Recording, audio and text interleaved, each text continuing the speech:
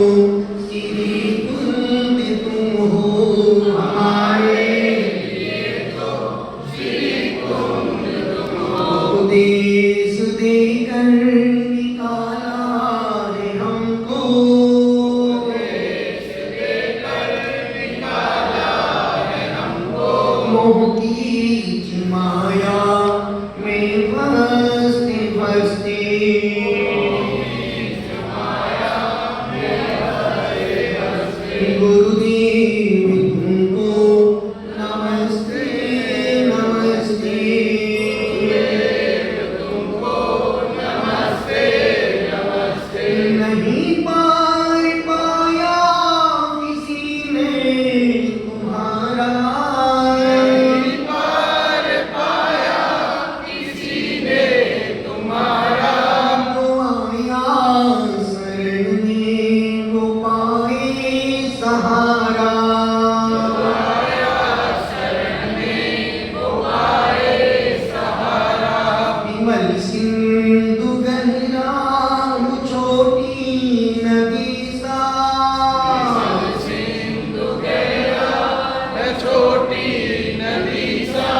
मिला लो स्वयं में आहिस्ते आहिस्ते, मिला लो स्वयं में आहिस्ते आहिस्ते। गुरुदेव तुमको नमस्ते नमस्ते, तुमको नमस्ते नमस्ते। लहराता हो पवन है पुष्पदंत जी का,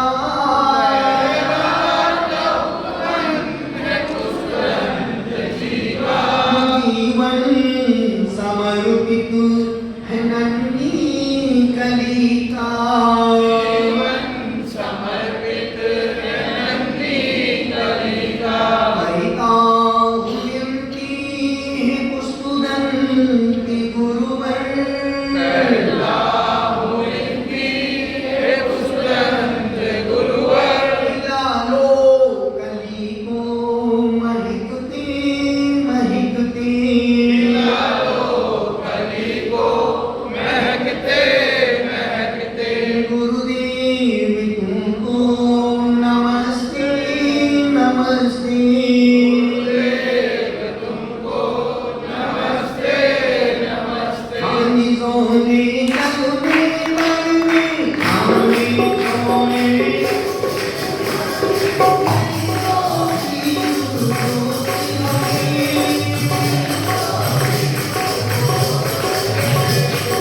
समाधान में जाऊंगी तुम्हें, समाधान में जिसके हो करूंगी तुम्हें, जिसके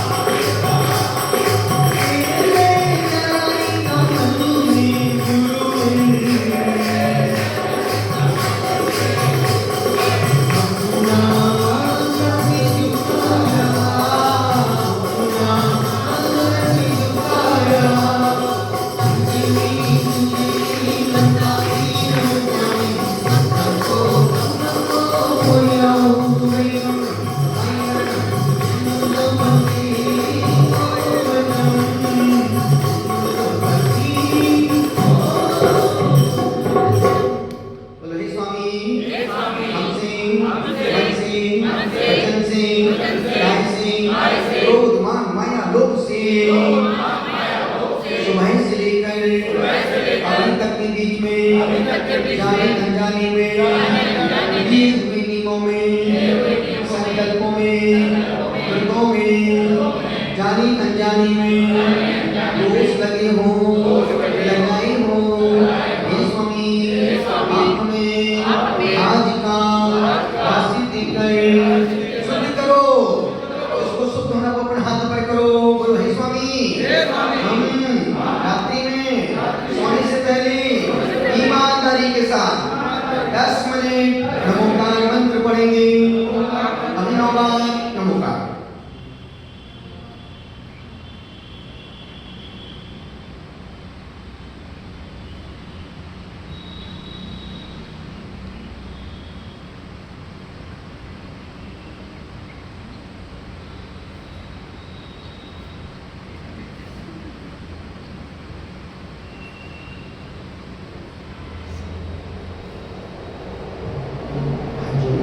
ओम नमः सुसे क्षमा सर्वो क्षमा।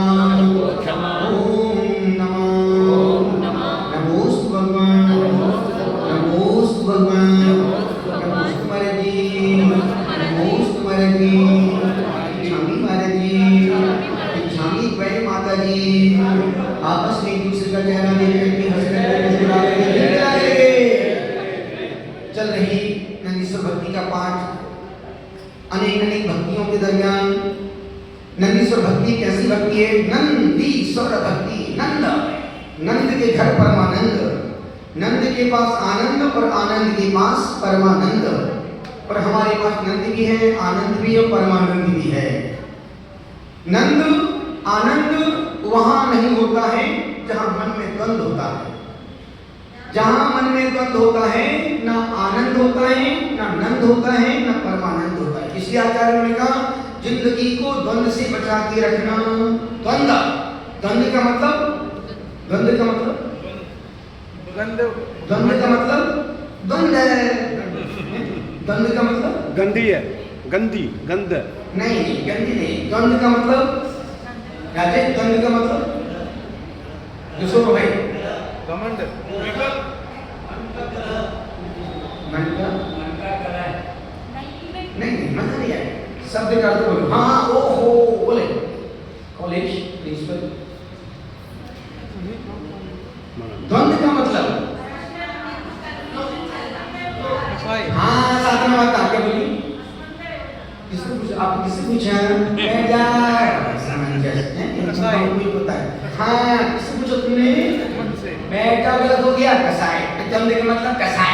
खेल कड़ा में द्वंद का मतलब कसाय होता है।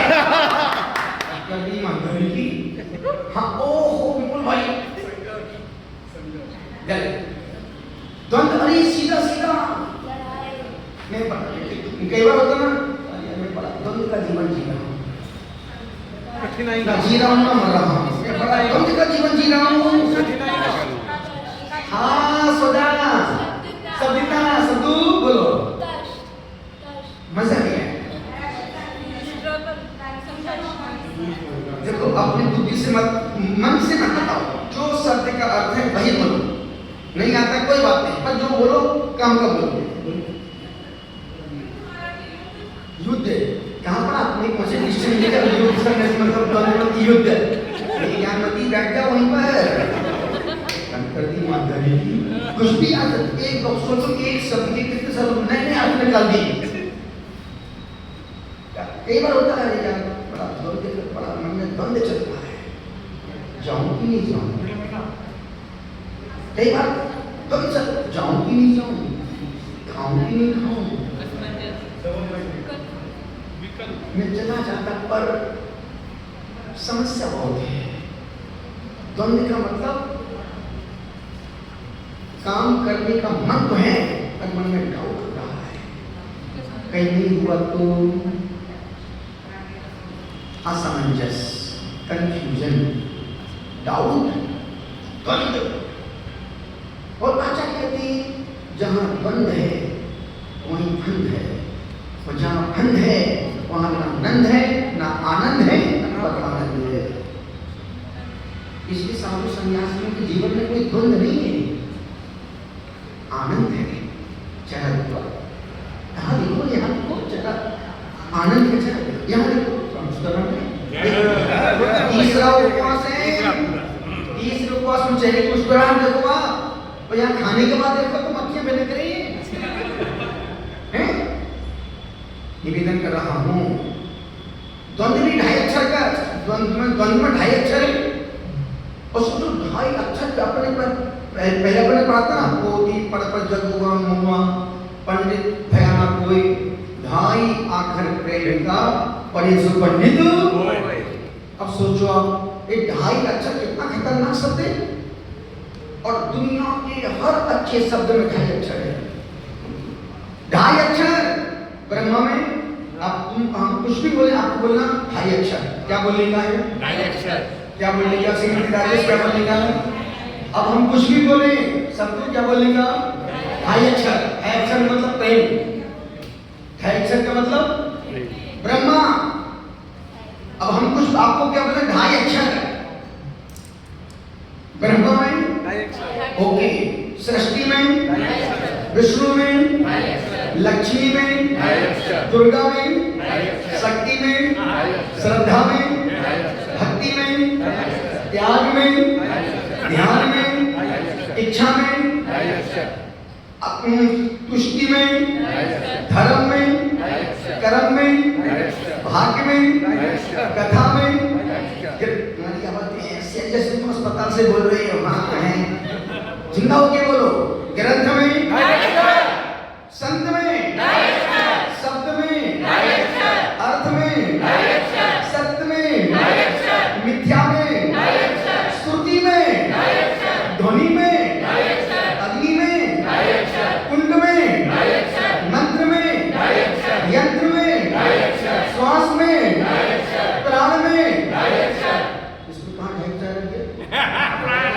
प्राण में धाय प्राण प्राण प्राण जन्म में जन्म में जन्म में मृत्यु में अस्थि में अर्धि में प्यार में युद्ध में मित्र में शत्रु में प्रेम में घृणा में जन्म में मृत्यु में। अब सोचो जन्म से मृत्यु तक हम बने हैं 2.5 अक्षर में, और 2.5 अक्षर ही पद में, और 2.5 अक्षर ही अंत में आता है। अंत का मतलब 2.5 अक्षर। एक पूरी जिंदगी 2.5 अक्षर के सहारे चल रही है। 2.5 अक्षर प्रेम का पढ़े सो पंडित होए। अब आप सोचो ये अक्षर कितने मूल्यवान है। अक्षर ब्रह्म है।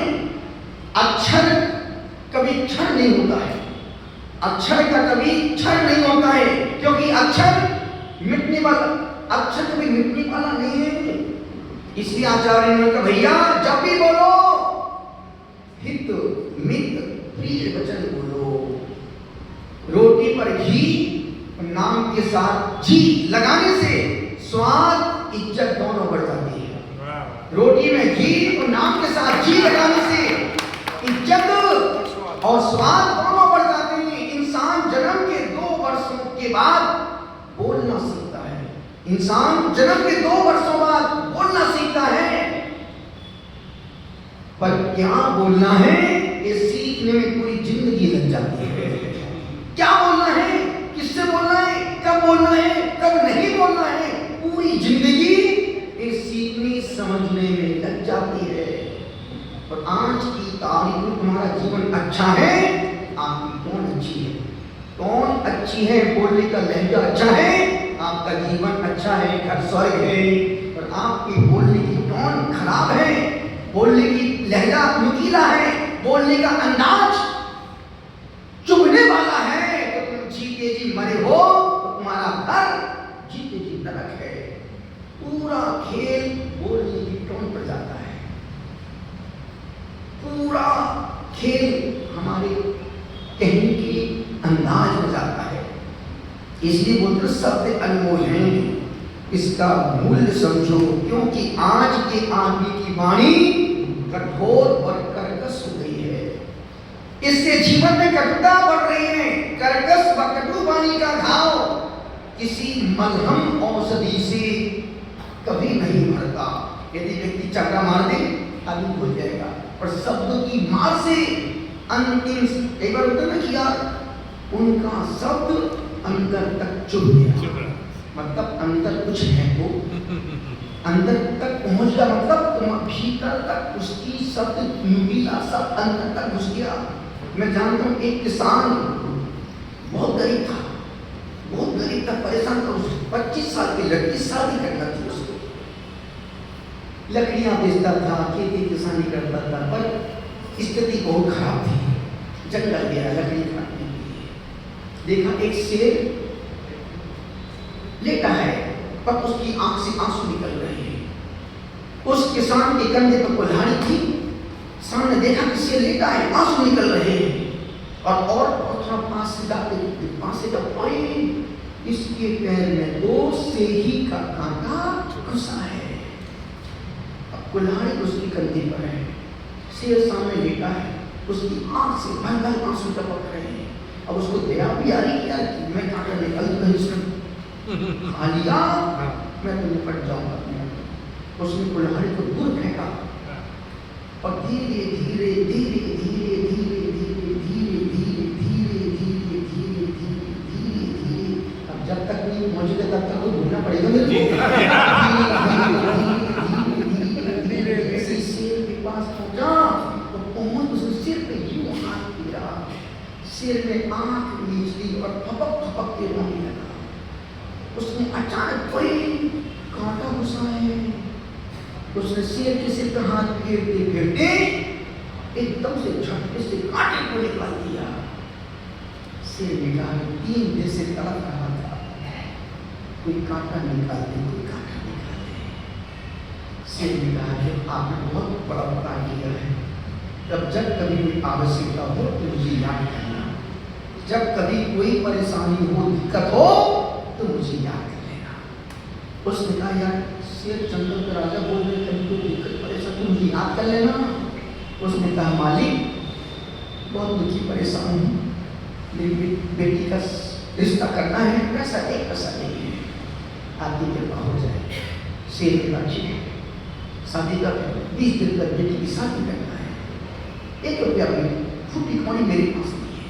कोई बात, एक काम करो, जहाँ पर मेरी गुफा है गुफा में जाओ, जितनी तुम सोने की गिनारे उठा सकते हो ले जाओ। अपनी बेटी का शादी बहुत अच्छे से सब इज्जत के साथ सम्मान के साथ करना और सबको सोने की एक गिन्नी देना।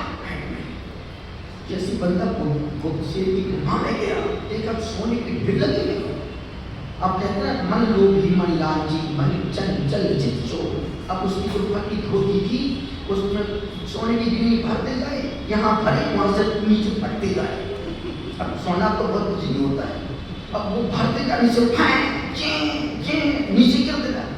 मन लोभी मन लालची, जितनी बनी उसने उतनी गिन्नियां धोती में भरी, लेकिन घर चला गया। पत्नी बड़ी खुश हुई, कहाँ से लाया? अरे मैंने शेर का कांटा निकाला।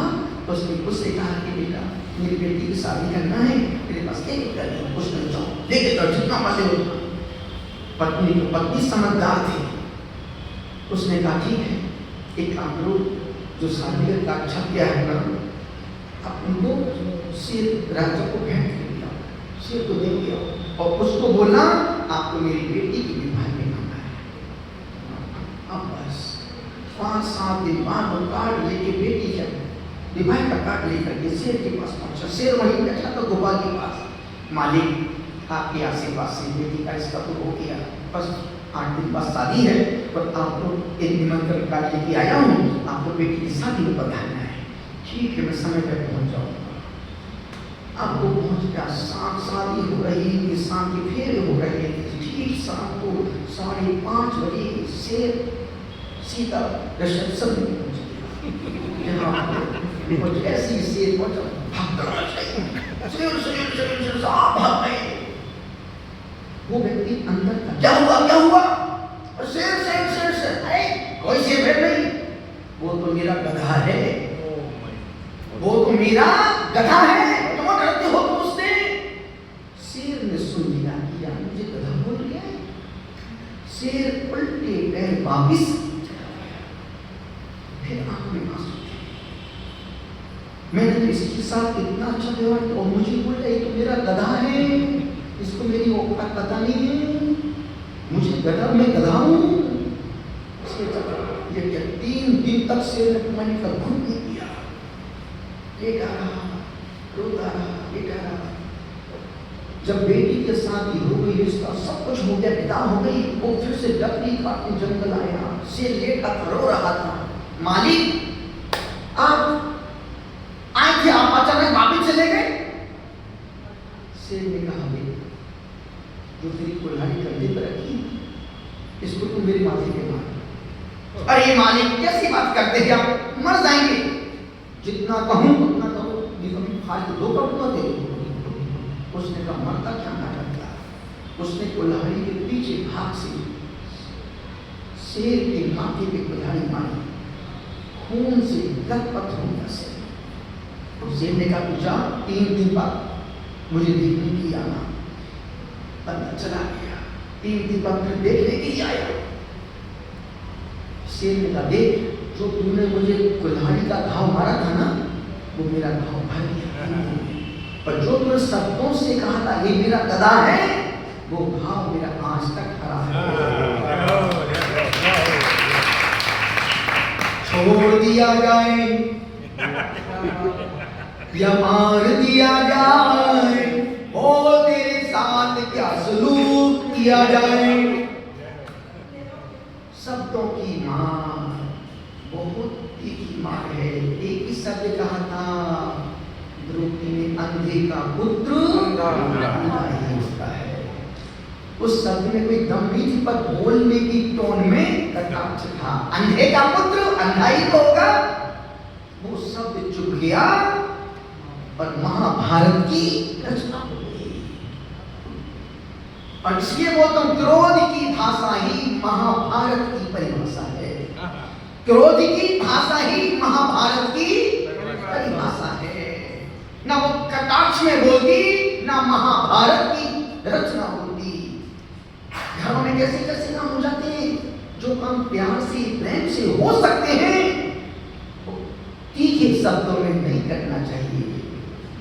शब्दों की मार, उस शेर ने कहा देख कुल्हाड़ी का घाव तो मेरा भर गया, और जो तूने कहा ये तो मेरा गधा है, वो घाव मेरा अभी तक खड़ा है। इसलिए निवेदन कर रहा हूं, मीठा तब तक बोलो, मीठा तब तक बोलो जब तक सामने वाले को शुगर जैसी बीमारी ना हो जाए।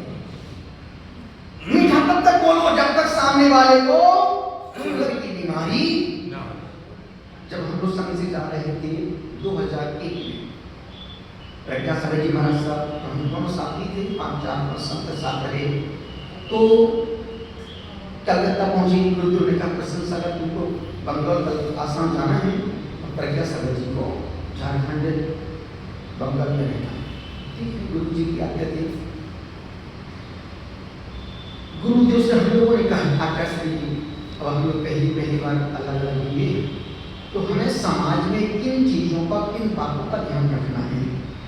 गुरुदेव ने कहा बेटा 2-3 बातों का विशेष ध्यान रखना है। जी गुरु, कौन सी बातों का ध्यान रखना है? गुरुदेव ने कहा बेटा पहली बात, जिस समाज में जहां जाओ कभी उस समाज की मंदिर की आमनाओं की परंपरा की कभी छेड़खानी नहीं करना। जो मंदिर, जो समाज जिस आमना जिस परंपरा में जी रहा हो, तुम अपना काम करना, देव वंदना करना, भक्ति करना, चर्या करना, पर उनकी आमनाओं में, उनकी परंपरा में कभी दखलंदाजी नहीं करना। जी गुरुदेव। दूसरी बात गुरुदेव ने कहा बेटा जिस समाज में जाओ,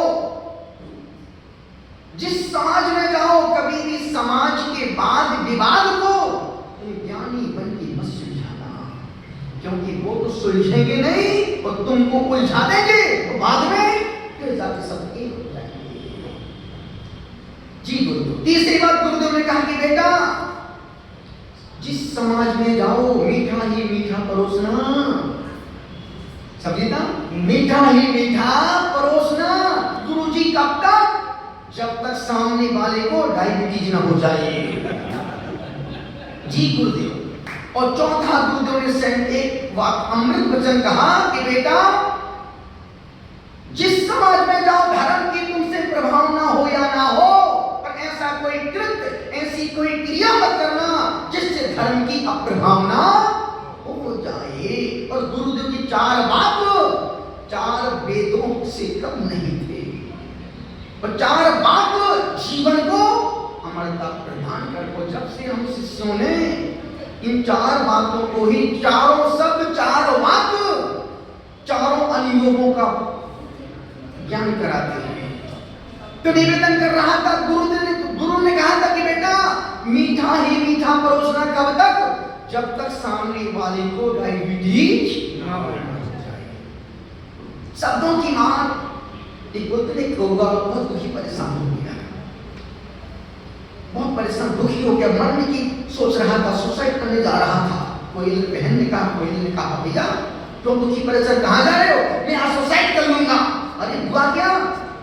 तू बोलती है, तू दुनिया सुनती हो, मैं बोलता हूँ, तुम बोलते हो तो हुआ काँव कर रही है। अब मैं भारत में नहीं रहूंगा, अब मैं यूएसए जा रहा हूँ, वहीं जाके जॉब करूंगा, वहीं जाके पैसा कमाऊंगा, वहीं जाके काँव करूंगा। फिर क्या था? वही लिखा भैया आप कहीं भी चले जाओ, यदि आप वहां भी काँव करोगे तो लोग वहां भी पत्थर फेंकते ही। जब तक अपनी वाणी को मीठा नहीं करोगे तब तक तुम्हें अपमान के घूंट पीना ही पड़ेंगे। इसलिए निवेदन कर रहा हूं, कुछ लोग मधुर पानी से, कुछ लोग मधुर पानी से दिल में उतर जाते हैं, और कुछ लोग दिल से उतर जाते हैं। कुछ लोग मधुर पानी से, व्यवहार से दिल में उतर जाते हैं। और समय उनके घर गया था, अब सोचो सबको जाते हो, अपने किसी धनपति मित्र के घर गए, उसको पता चला कि यार फलाना व्यक्ति आ रहा है, मेरा दोस्त आ रहा है। उसने पियर थी। उसने यह तो गाड़ी लेने भेज दी और जैसे आप घर पहुंचे दो नौकर आपको रिसीव करके अंदर लेके गए। जैसे अंदर पहुंचे 56 पकवान लगे थे। कैसे हम गुरुदेव ने एक किताब भेजी आपको आशीर्वाद देने की, बड़े बड़ा था। गुरु ने मुझे याद किया, किताब लेके गुरु को भेजा है, जब फलाने चंद्री किताब दे देना। हाँ, अरे साहब गुरु की बड़ी कृपा है, बड़ी मेहरबानी है। और उसने पूरी आवभगत की सत्कार, अतिथि सत्कार किया और वापस छोड़ने की खुद आपको एयरपोर्ट तक भेजा। अब जिंदगी भर आप उसके व्यवहार को भूल नहीं पाएंगे। अरे साहब उनके घर जाते इतने बड़े आदमी, इतने बड़े आदमी, इतने बड़े आदमी, पर इतनी सरल हैं। और ये सरलता देखना हो तो भारत में एक ही भाषाएं हैं, अशोक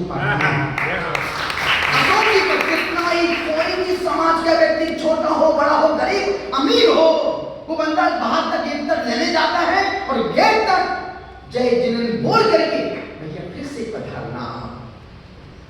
जितना धन है उससे ज्यादा उनके पास विनम्रता है, सरलता है, सहजता है और अतिथियों के प्रति कृतज्ञता का भाव है। इतनी कृतज्ञता, इतनी विनम्रता तुम्हारे पास है क्या? यदि घर में कोई मेहमान आ जाए, नहीं भगवान कब जाएगा यहाँ से? पहले घर में मेहमान नहीं आते तो लोग खाना नहीं खाते, इंतजार करते कोई आ जाए तो साथ में बैठ के खाएंगे। और आज की तक कोई मेहमान आ जाए, हे भगवान जाए तो हम खाना खाएंगे। कितनी विपरीतता! वही देश, वही भारत, वही संस्कृति, पर हमारे संस्कार धीरे धीरे मरते चले जा रहे हैं। निवेदन कर इतना सा कर रहा हूं, अनुरोध कर रहा हूं कि सावन का महीना चल रहा है, ये पुण्य का महीना है, ये पुण्य बटोरने का महीना। पूरे देश में जितने हिंदू सनातन परंपरा के लोग हैं, सारे धर्मात्मा जीव जो पूरे समर्पण करते हैं, वो आज के समय कांवड़ को जल लेकर के भगवान शिव जी के चरणों में समर्पित।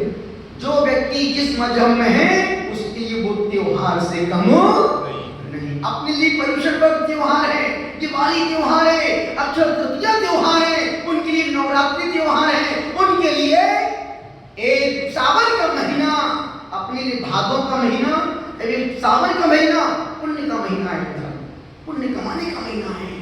और भादों का महीना त्याग करने का महीना है।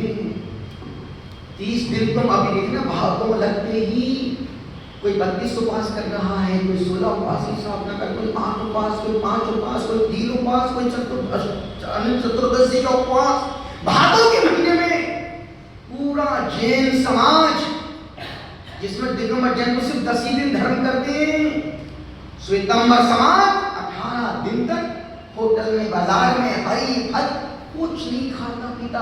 वो 10 दिन के पर्युषण मनाते हैं और वो 8 दिन पहले से अनंत चतुर्दशी तक के घर में हरी पत्तियां, सब्जियां उनके घर में घुस नहीं पाती हैं। तो दिगंबर के यहाँ शाम को ही पूरी सब्जियां पहुंच जाती है। कल चतुर्दशी और शाम सवाए से बनने दो या फिर रेस्टोरेंट बुकिंग चालू, चतुर्दशी से बुकिंग चालू हो जाती, सोचो। और जैसी चतुर्दशी निकलती, दिगंबर जैन समाज के लोग ऐसे छूटे जैसे त्योहार जैसे वर्षों से इनको खाने पीने ना मिला हो। सिर्फ तुम त्याग मजबूरी में करते हो, भीतर से त्याग का भाव अभी तुम्हारे अंदर नहीं आया है।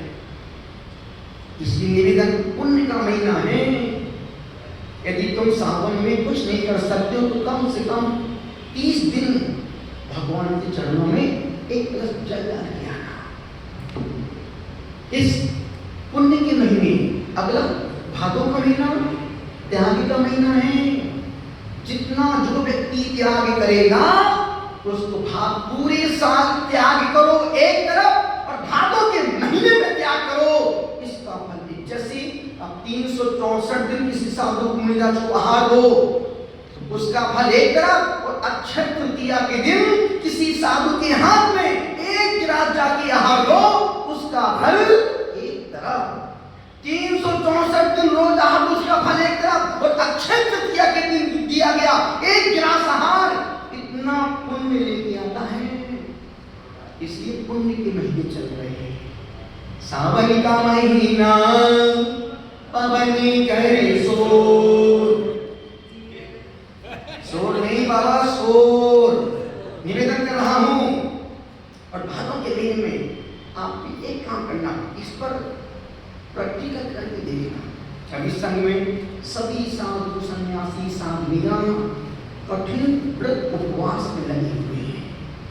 आप पूरे देश में जाना, सब जगह कोई क्लास चल रही, सुबह क्लास, दोपहर क्लास, शाम को क्लास, और वही पढ़े, रात का खाना खा रहे, दिन भर पढ़ते हैं, रात में खा रहे हैं, कॉफी पी रहे, चाय पी रहे, डब्बी खा रहे, फल आहार ले रहे हैं, सिर्फ जैसा अनाज भी खाते, बाकी कुछ छोड़ते नहीं है। कैसी पढ़ाई, कैसा स्वाध्याय, अच्छा अभिषेक करने वालों को हमने गुटखा खाते देखा है। अच्छे धर्मात्मा को रात में जाके 2 घुट पीते हैं। अभिषेक करने वाले की बोल रही हूं। कैसा तेरा धर्म ध्यान है बाबू, कैसा तुम्हारा पुण्य है, कैसी तुम्हारी पूजा है, कैसा तुम्हारा परमात्मा से अटैचमेंट है, कैसा तेरा ज्ञान है। यदि तुम एक बुराई भी नहीं छोड़ पा रहे हो, इतना स्वाध्याय करने के बाद, तो तेरा स्वाध्याय बेकार है। यदि स्वाध्याय करने के बाद, इतना ज्ञान प्राप्त होने के बाद भी यदि हमसे बुराइयां नहीं छूट रही, विकृतियां नहीं छूट रही, कसाय कम नहीं हो रही, अहंकार कम नहीं हो रहा है, रात्रि के भोजन नहीं छूट रहा, अभिषेक करने का मन नहीं कर रहा है, तो तुम्हारा ज्ञान ऐसा है जैसे गोबर पे वर्ग लगा हो। ऊपर से कुर्ता साफ सुथरा है जिनका, भीतर की बनियान मैली मिलेगी।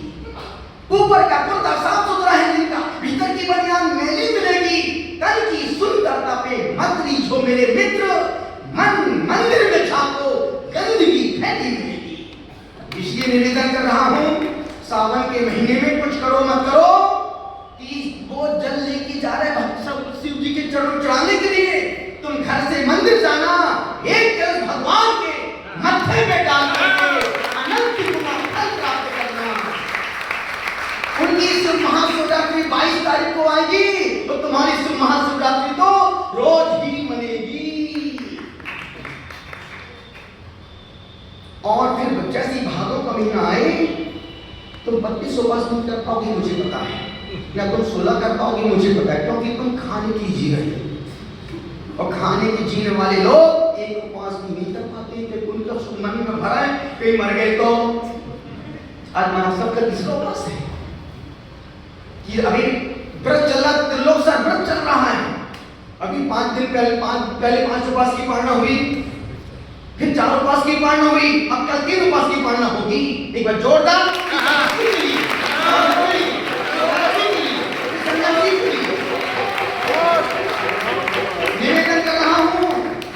निवेदन कर रहा हूं, जिंदगी में कुछ भी हो जाए, तुम भादों के महीने उपवास कर पाओ या ना कर पाओ, पर 30 दिन तुम होटल में, बाजार में, रेस्टोरेंट में खाना मत खाना। और नहीं खाओगे तो तुम मरोगे, तो मैं लिख के दे सकता हूं। उपवास की नहीं बोल रहा मैं, तो सिर्फ इतना बोल रहा हूं, तुम बाजार में, होटल में, रेस्टोरेंट में भादों के महीने में मत खाना। इतना कर सकते हो, इतना कर सकते हो। कौन हाथ ऊपर, कौन भादों के महीने में, एक महीने दिन में 100 बार खाओ, घर में 50 बार खाओ, कौन मना कर रहा है? पर होटल में, बाजार में, रेस्टोरेंट में भादों के महीने में 30 दिन हम बाजार में नहीं खाएंगे, हाथ ऊपर बोलो हे गुरुदेव, हम कुछ भी हो जाए, इस बार भादों के महीने में बाजार में नहीं खाएंगे, बाजार का घर में लाके नहीं खाएंगे।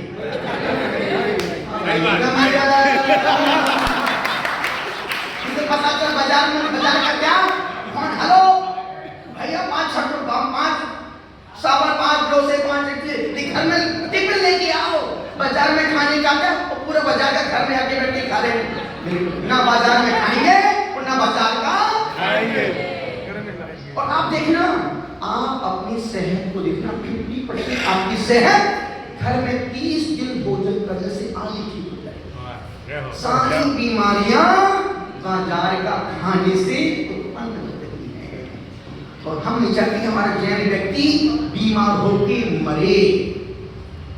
निवेदन कर रहा हूं, अनुरोध को शेर ने कहा, खाओ मेरा भर गया, और जो तूने मुझसे कहा था एक मेरा गधा है, इससे क्यों डर रहे हो, वो खाओ मेरा अभी तक नहीं भरा है। इसलिए निवेदन, जिंदगी में धन कम हो चिंता नहीं करना, मकान छोटा हो चिंता नहीं करना, पर अपनी वाणी व्यवहार को हल्का मत होने देना। दिल मिले ना मिले हाथ मिलाते रहना चाहिए। दिल मिले ना मिले, घर में खाना खिलाने को हो ना हो, अभी अतिथि कोई दिख जाए, ऐसा काम नहीं कर सकते। भोजन नहीं करा पाओ नाश्ता करा देना, नाश्ता भी ना करा पाओ चाय पिला देना, चाय भी ना पिला पाओ पानी पिला देना, पानी भी ना पिला पाओ जय जिनेंद्र बोल देना, जय जिनेंद्र भी ना बोल पाओ तो चिल्लू भर पानी में रोक के मत मरना, खाना खिला के घर भेजना। क्या को मरना, उसको खाना खिलाओ फिर घर से विदा करो, पैसा जय जिनेंद्र फिर से मेरे घर में मुझे लाभ देने के लिए आना। चलते हैं, नंदीश्वर भक्ति का पाठ है, समय है, पूरा देश सब लोग लाइन में इंतजार कर रहे हैं, सब बैठे हैं, पीछे नहीं लाइन में